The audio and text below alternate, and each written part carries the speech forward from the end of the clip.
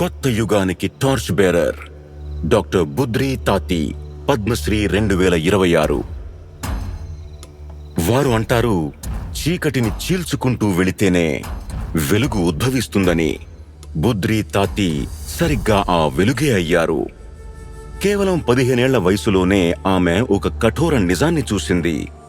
బడికి వెళ్లిన పిల్లలు వారి భవిష్యత్తు చీకటి పాలయ్యింది. ఆమె సమాజంలో స్త్రీలకు గౌరవం లేదు, వారు మాట్లాడకూడదు. మనం ఈ మహిళల కోసం కృషి చేయకపోతే ఇంకెవరు చేస్తారు? వారిని సమర్థులుగా, సమృద్ధిగా చేయాలంటే విద్య అవసరం. కఠినమైన దారి, నక్సల్ ప్రభావిత ప్రాంతం, ప్రజలు పారిపోతున్న ప్రదేశం, లెక్కలేనన్ని సవాళ్లు.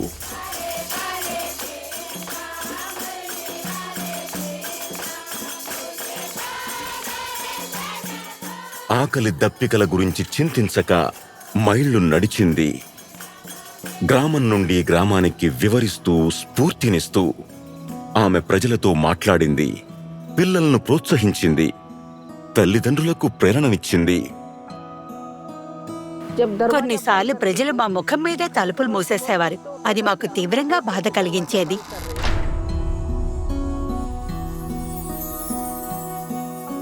కాలక్రమేణా ఆ మూసి ఉన్న తలుపులు తెరుచుకున్నాయి. 90వ దశకంలో నేను పిల్లల కోసం ఒక చిన్న స్కూల్ ప్రారంభించాను. ధైర్యం తన స్వరాన్ని కనుగొంది. ఆమె బస్తర్లోని వివిధ జిల్లాల మహిళలను ఒక చోట చేర్చారు. ఆమె మాకు కుట్టుపని నేర్పించారు. ఈరోజు ఎంతో మంది మహిళలు జీవనోపాధి పొందారు. సంస్కృతి మళ్లీ కళకళలాడసాగింది.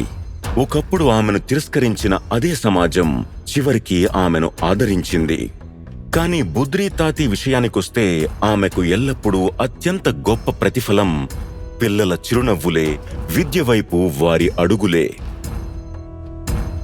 వారికి ఆమె నేడు ప్రజలు ప్రతి రంగంలోనూ ఉన్నారు. వేలాది మంది పిల్లలు చదువుకుంటున్నారు. ఇది ఒక బుద్రి తాతి చేసిన పని మాత్రమే కాదు, మారుమూల అడవుల నుంచి ఒకరిని గుర్తించి వెలుగులోకి తీసుకురావడం. అదే గౌరవం, అదే ఆత్మగౌరవం. అది ఒక ప్రగాఢమైన ప్రయోజన భావనాన్ని కలిగిస్తుంది. అదేమిటంటే ఎక్కడో ఒక చోట ఏదో ఒక విధంగా సమాజానికి మనం. డాక్టర్ బుద్రి తాతి, పద్మశ్రీ 2026. 100 కోటి వందనాలు.